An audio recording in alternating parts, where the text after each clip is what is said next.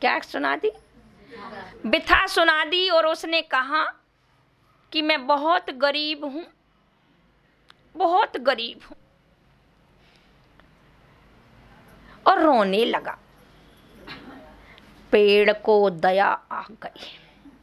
पेड़ था, एक इंद्री था, मन नहीं था, लेकिन उसके आंसू समझा, और आंसू समझ करके उस पेड़ ने कहा तू क्यों रो रहा है? मैं बहुत गरीब हूँ, बहुत गरीब हूँ। चिंता मत कर, आज से मैं तेरा मित्र बनता हूँ और हर वक्त तुझे साथ दूंगा। चल तू एक काम कर, मेरे जो पेड़ में फल लगे इनको तोड़ तोड़ करके बेच दे। क्या कर दे? मेरे जो फल लगे हैं और तू इन्हें तोड़ तोड़ करके बेच दे। मनुष्य ने वैसा ही किया, उन फलों को तोड़ा और बाजार में बेच दिया। फिर भी पूर्ति नहीं हुई।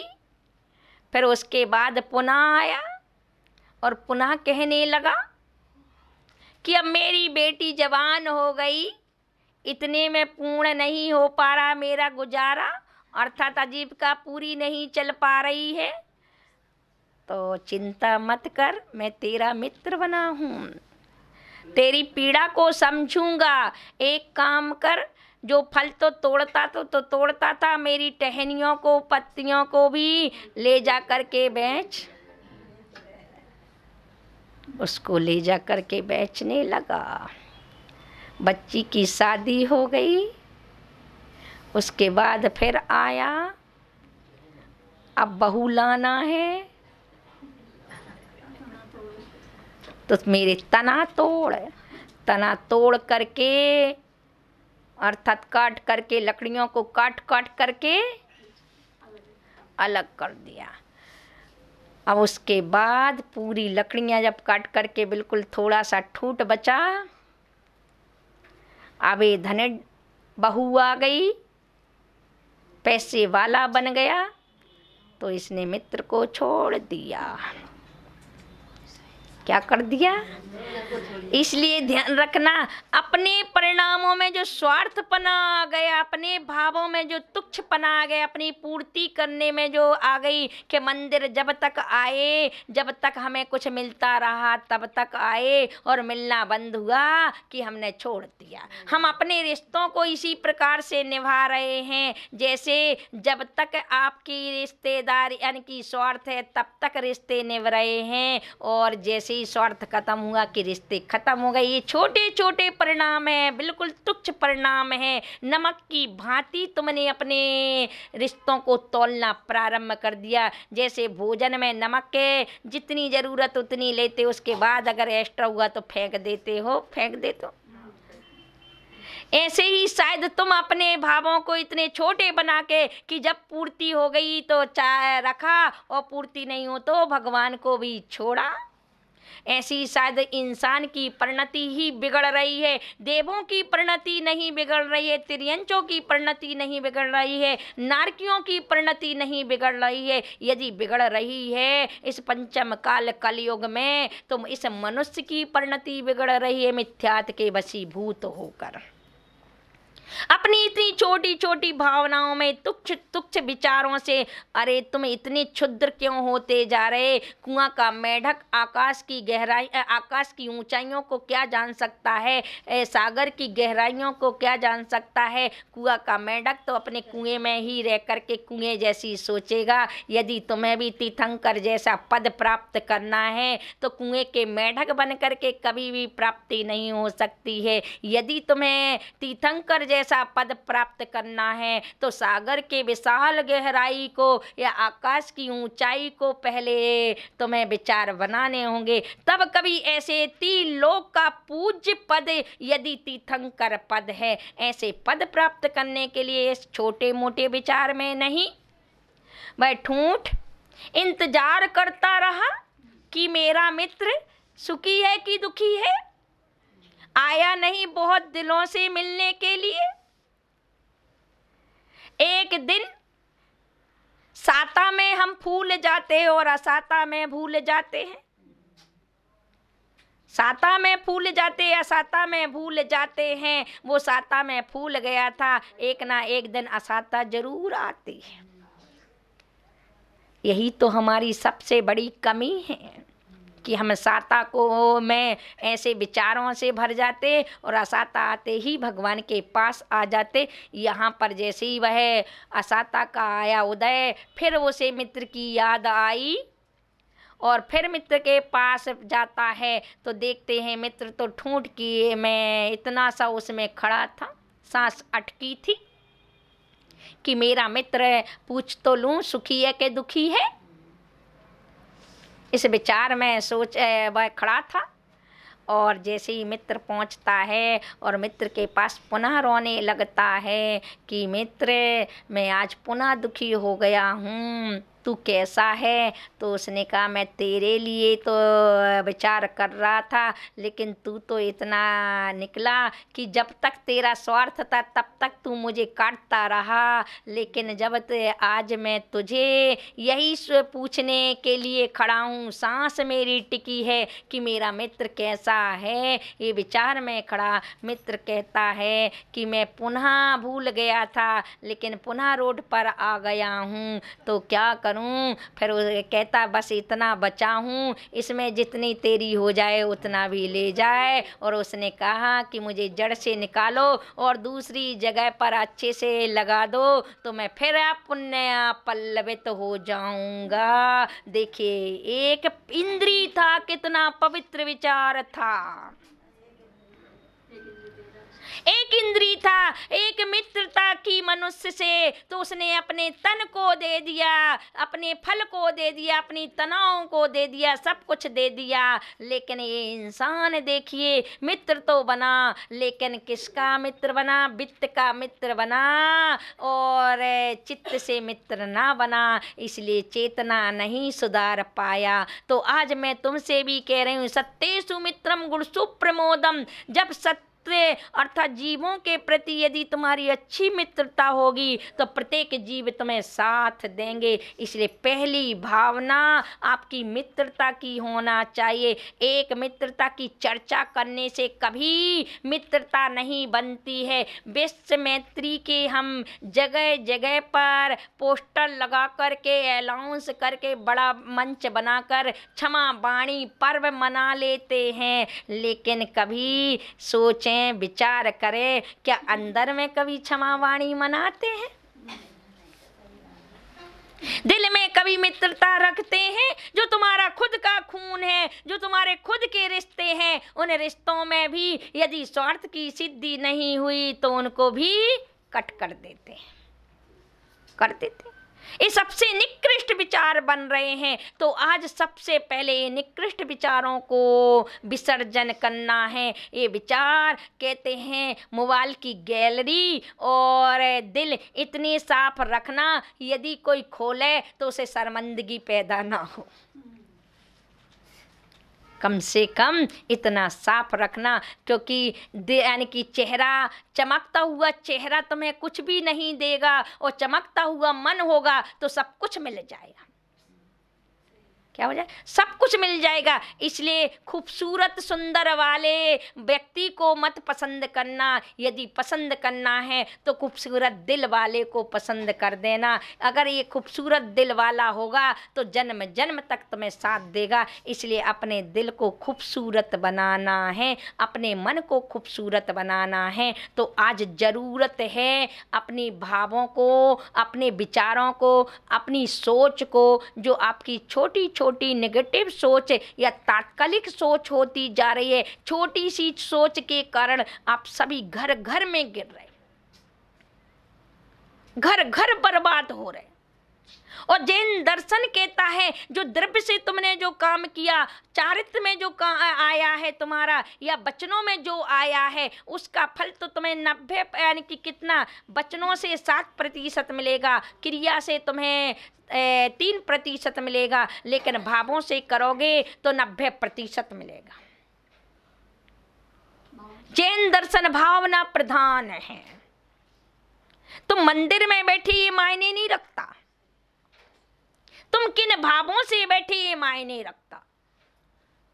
क्या देखिए वही मारीच समोसरण में बैठा था, आदिनाथ भगवान के समोसरण में बैठा था, लेकिन मान कसाय से बैठे देते ही उतर गया। और यहाँ जंगल में वनराज शेर की पर्याय में था, लेकिन मनुष्य यानी कि जैसे ही मुनिराज के वचन सुना और वचन को सुनते ही फिल्टर हो गया। वह गधे वह धोबी के बर्तन की नील धुलते ही साफ होता, ओरिजिनल में आता। ऐसी शेर की जैसे ही मिथ्यात की नील धुलती है, मिथ्यात का कर्म घटता है कि वही शेर फिर तीर्थंकर प्रकृति का नंद के चक्रवर्ती की पर्याय में वह 16 कर्ण भावना भा करके तीर्थंकर पद को प्राप्त होता है, पद को प्राप्त। तो देखिए भावना चाहे त्रियंच पर्याय में क्यों ना बने रहो, यदि पवित्र चित्त हो जाता है, मन पवित्र हो जाता है, भाव पवित्र हो जाते हैं, तो तुम्हारी पर्याय भी पवित्र हो जाती है। इसलिए पर्याय को पवित्र यदि करना है तो पहले आपको अपने परिणामों को पवित्र करना होगा, क्योंकि जब तक आपके परिणाम पवित्र नहीं होंगे तब तक आप अपने आप को परिणाम पवित्र करने के लिए भोजन की पवित्रता चाहिए।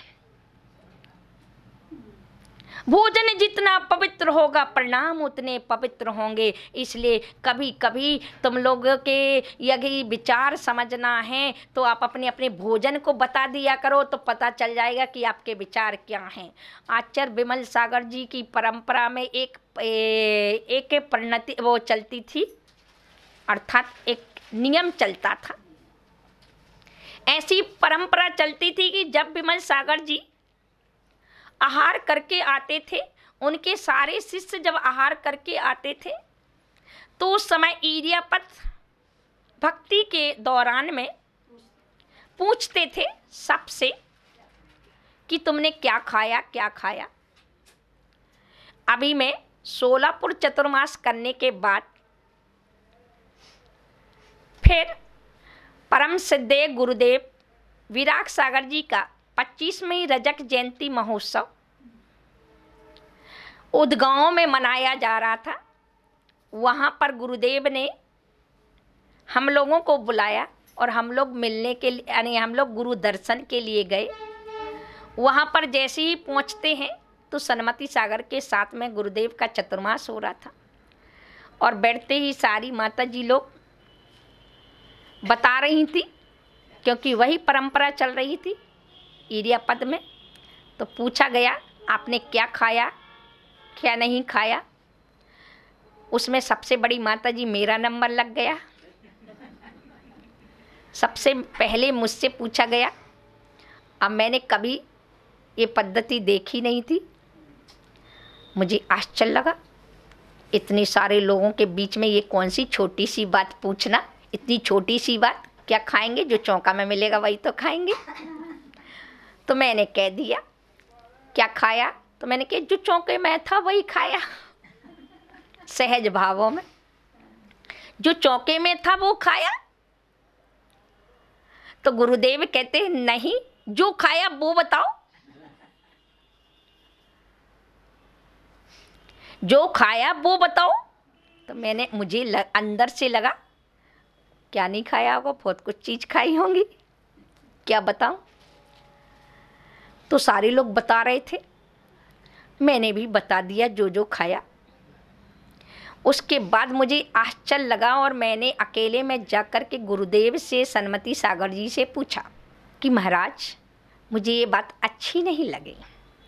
अपन इतनी ऊंची पोस्ट पर पहुंच गए, महाव्रती बन गए, और फिर ये क्या पेट को पूछना वैसे ही बंदे अपन।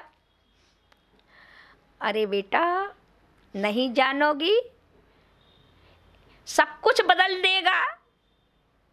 सिर मुड़ाना सा आसान है, लेकिन मन को मुड़ाना बहुत कठिन है।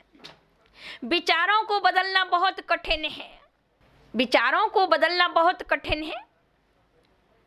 नियम ले लिए हैं लेकिन विचार के नियम नहीं लिए हैं, तन के नियम लिए हैं लेकिन अभी विचारों के नियम नहीं लिए। बाहर की परिणति तो बदल सकती है, बाहर में हाथ पैर तो जुड़ सकते हैं, बाहर में मुद्रा तो बन सकती है, लेकिन अंदर में मुद्रा बनना बहुत टेढ़ी है। बाहर का चित्र तो खिंच सकता है, लेकिन अंदर का चित्त नहीं खिंच सकता है। अंदर का चित्त खिंचने के लिए पहले चेतना को जागृत करना पड़ती है, पहले चित्र को साफ करना पड़ता है। तो बाहर के चित्र की जो प्रभावना है वो इत्र की भांति उड़ सकती है, लेकिन एक बार चारित्र की जो प्रभावना हो जाती है वो हमेशा कैसी बनी होती है, तस्वीर की तरह नहीं, मूर्ति की तरह उकरी रहती है। इसलिए चारित्र की प्रभावना अंदर से होती है। जब चित्त क्या होता है, सुधरा रहता है, तब चारित्र सुधरा रहता है। तो मैंने कहा मतलब महाराज मैं समझी नहीं, क्या भाव है?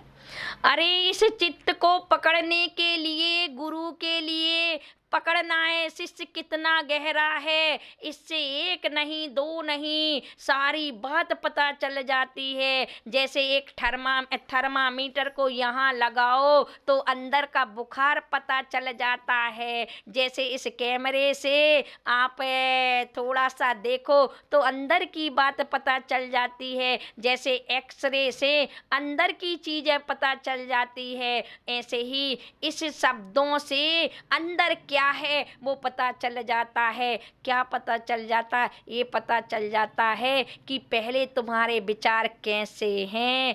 पहला तो यह पूछने से ये पता चल जाता है कि तुम किसके यहाँ गए थे। यदि तुम 10 दिन तक उसके यहाँ जाओगे तो पता चल जाएगा कि ये व्यक्ति से तुम्हें राग है, ये तुम्हारे मुताबिक बनाएगा। तुम बड़े आदमी के गए कि छोटे आदमी के गए ये पता चल जाएगा, रागांश पता चल जाएगा पहला। और दूसरा, यदि तुम्हारा खाने में रुचि पता चलेगी कि तुम क्या खाते हो, तो तुम्हारी जिह्वा इंद्री का जो पंच इंद्रिय निरोध है, यदि तुमने रसगुल्ले खाए तो 2-3 दिन सुनाओगे तो रसगुल्ले तो पता चल जाएगा ये तुम्हारी पसंद का है, रागांश है। यह तुम्हें त्याग का भी नियम दिया जा सकता है। और तुम्हारा पता चल जाएगा कि तुमने अपनी प्रकृति के अनुसार खाया कि प्रकृति के विरुद्ध खाया, तो बीमार यदि होगे तो तुम्हारे गुरु इलाज कराएंगे। भोजन को बताने से आपका कितने फायदे होंगे? 3 नहीं 5 फायदे।